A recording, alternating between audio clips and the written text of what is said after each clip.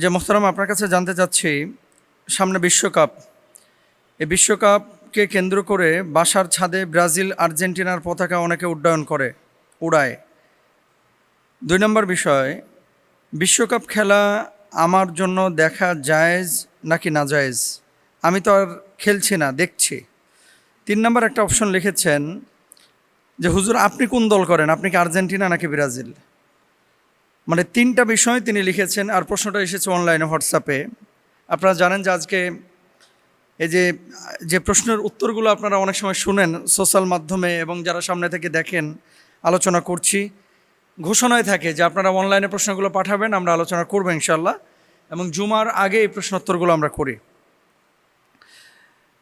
তো 3টি প্রশ্ন, এই 3টি প্রশ্নের আলোকপাত আমি করার চেষ্টা করব, অবশ্যই শরিয়ার আলোকে। 1 নম্বর হচ্ছে যে বাসার ছাদে ব্রাজিল আর্জেন্টিনার পতাকা কেউ যদি উড্ডয়ন করে, দেখেন কোনো ভূমির কোনো দেশের পতাকার কিন্তু কোনো দোষ নেই। একটা দেশের আইডেন্টিটি, একটা শায়ার, একটা চিহ্ন পতাকা বহন করে। অ্যাজ মুসলিম, যতক্ষণ পর্যন্ত কোনো পতাকা অথবা কোনো একটা কাজ, আপনার কাজ গুনাহের সাথে সম্পৃক্ত না হবে, ততক্ষণ পর্যন্ত শরিয়া সেখানে হারাম বলে না, বা শরিয়া সেটাকে নিষিদ্ধ করে না। এখন পতাকা যদি আপনি নিছক ভক্ত এই জন্য আপনি ওঠান, তাহলে এটা কবিরা গুনাহ হবে, ব্যাপারটা এরকম না। তবে যদি এখানে এমনটা হয়ে থাকে যে দেশটাকে আমি এত ভালোবাসছি, বা আপনি এত ভালোবাসছেন যে যেই দেশকে ভালোবাসতে গিয়ে আপনার নামাজের কোনো খবর নাই, আপনি জুয়ায় নিমজ্জিত হচ্ছেন, আপনি অহেতুক কাজকর্মে লিপ্ত হচ্ছেন, গালমন্দ করছেন, এবং অহেতুক আপনি টাইম ওয়েস্ট করছেন, আপনি আপনার অর্থ নষ্ট করছেন, এরকম যদি অপচয়ের কাতারে পড়ে, তখন সেটাকে নিষিদ্ধ করে শরিয়া। 2 নম্বর বিষয় হচ্ছে আপনি তো মুসলিম দিন শেষে, তাই না?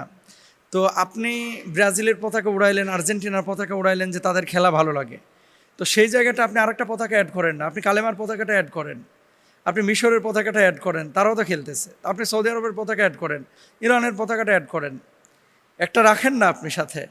মানে ব্যাপারটা হচ্ছে যে যখন আমরা দেখি যে অতিরিক্ত অমুসলিমদের প্রতি প্রীতি, তখন কিন্তু নবীজি সাল্লাল্লাহু আলাইহি ওয়াসাল্লামের সেই হাদিস আপনি একটু ফলো করতে পারেন বা দেখতে পারেন, মান তাশাব্বাহা বিকওমিন ফাহুয়া মিনহুম, যে জাতির সাদৃশ্য অবলম্বন করলো সে জাতির অন্তর্ভুক্ত হয়ে গেল।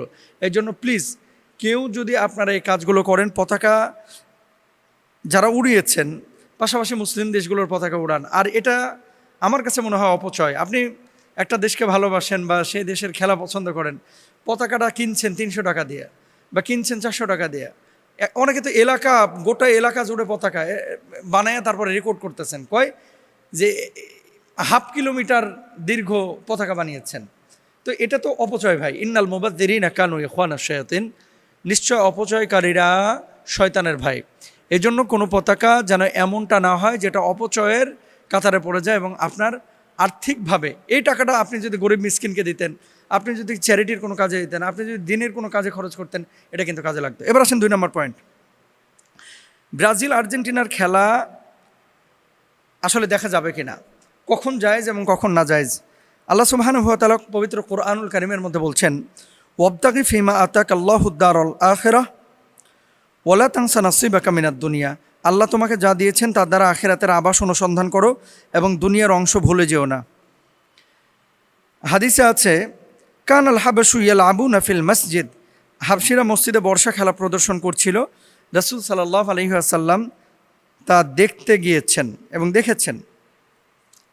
নিছক যদি খেলা দেখার জন্য আপনি দেখছেন, এমনটা যদি হয়ে থাকে এবং সেখানে সতরের কোনো গুনাহ সংগঠিত না হয়, অনেক সময় দেখবেন চিয়ার্স গার্লরা যারা নাচানাচি করে, ডিরেক্ট মদ খাচ্ছে, এগুলো তো আসলে দৃশ্য ইসলামী দেখার অনুমোদন করে না।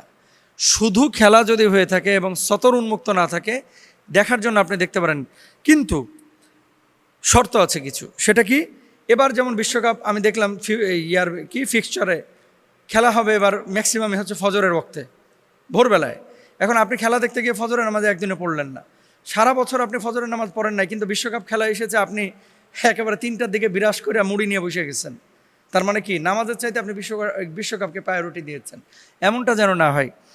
আপনি তখনই খেলা দেখতে পারবেন যদি নামাজ নষ্ট না হয়, ফরজ এবং ওয়াজিব দায়িত্বে অবহেলা না হয়, জুয়া বা বাজি না থাকে, অশ্লীলতা, হারাম দৃশ্য, উলঙ্গপনা এগুলো যদি না থাকে, যদি অতিরিক্ত সময় অপচয় না হয়, মারামারি, গালিগালাজ এবং বিভেদ সৃষ্টি না হয়।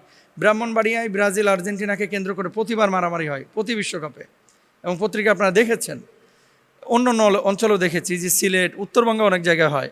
তো এই ধরনের ফিতনা ফ্যাসাদ যদি থাকে তাহলে কোনোভাবেই খেলা দেখা যাবে না। আর এগুলো না থাকলে শুধু বিনোদনের জন্য যদি আপনি শরিয়া লঙ্ঘন না করে দেখেন, আপনি দেখতে পারেন।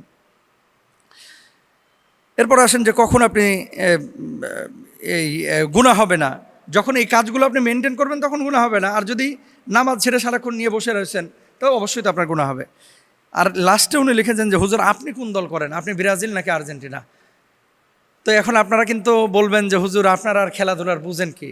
খেলাধুলা কিন্তু মোটেও কম পারি না, এবং নিজেও খেলেছি, ক্রিকেট খেলেছি, ফুটবল খেলেছি। ছোটোবেলায় যখন বুঝতাম না তখন একটা অমুসলিম দেশকে সমর্থন করতাম। কোনটা করেছি সেটা ভিতরে থাকুক। এখন আমাদের ধ্যান, জ্ঞান, মন, মস্তিষ্ক সব কিছু হচ্ছে দিন কেন্দ্রিক। এজন্য আমি ইসলামের দল করি, মুসলমানদের দল করি। খেলার ক্ষেত্রে মুসলিম দেশগুলো যদিও দুর্বল, তারপরেও এই মুসলিম দেশগুলোকে সমন্বিতভাবে আমি সমর্থন করি। পাক্ষিকভাবে আমি কোনো দলকে ওইভাবে সমর্থন করি না যেভাবে আপনারা করেন। এবং